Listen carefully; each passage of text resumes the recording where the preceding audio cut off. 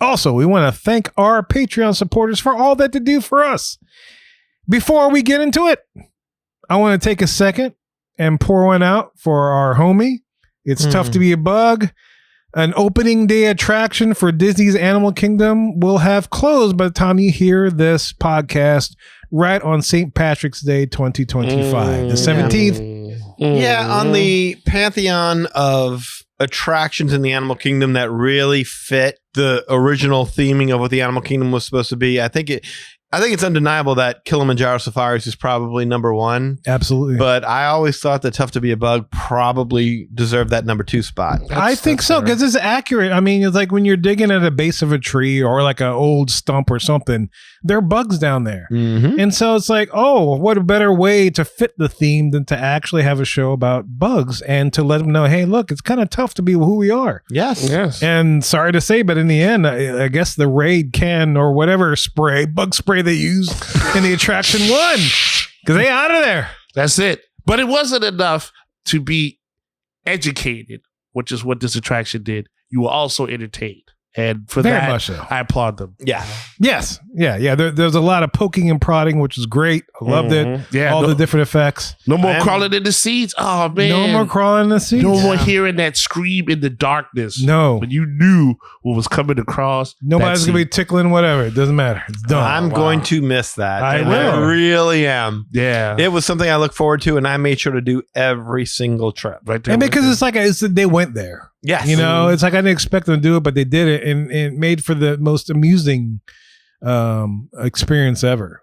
Yeah. It's like, yeah, you got to wait for the grubs and the little guys to get out the theater 1st, Mhm. and you're like, oh, you know, there they are. Yeah, but to be fair, listeners to the podcast, fans, more weekends out there, they know how we do. We are ahead of our time, right? Danny broke down how everything worked for that track, so pretty much we gave it a nice homage. A history. We of did. it. A history. Yes. So like we did. One day, if you guys are curious, you want to know what episode it is, we'll find that up. If there's enough people that inquire and miss it to show y'all the love we have for this attraction. Absolutely. How all those different effects worked, how the ideas came about to be. I mean, it's really fascinating. It was. No, Totally, it was totally learned great. a lot. Totally Yeah, learned a I'm lot. going to So- miss it. for And sure. a lot of that came from I think it was Kevin Rafferty's book, right? Yes, I remember that. Which is so depressing because so many of the things that he worked on that he tells the stories of in those books have gone away. Well, this is since then. this is rough. Dude. It is very rough. We got to pour a lot of liquor, and we still got show to do. Because he worked on Muppet Vision 3D too. Oh no!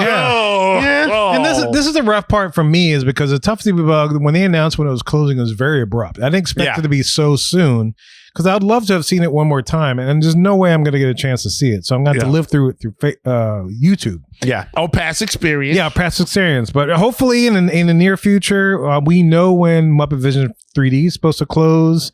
And so hopefully we'll get a chance as a podcast to go down there and experience it one last time, if anything for a weekend, to check it out before that one closes. Because at least we had some time to figure out how we're going to get down there before this. This one, it was too abrupt. It was like, oh, we're closing next month. It's like, oh, I got no time left. I wanna or like see leave it. time. I don't know. I just started a new job. There's no way in the hell I can make this work. I know being an adult is tough sometimes. So that's one It of the is. examples It of is. it. Like being a kid, all the stuff is new and everything that happens is new, but then you become attached and you love it and you grow to be with it. And then it's like, yeah, bye-bye. And you're an adult. Like, I can afford to see it. Give me a break. And that's a tough thing as a non-local podcast, which we are. We're living in New Orleans, and it's great, and we have our own perspectives.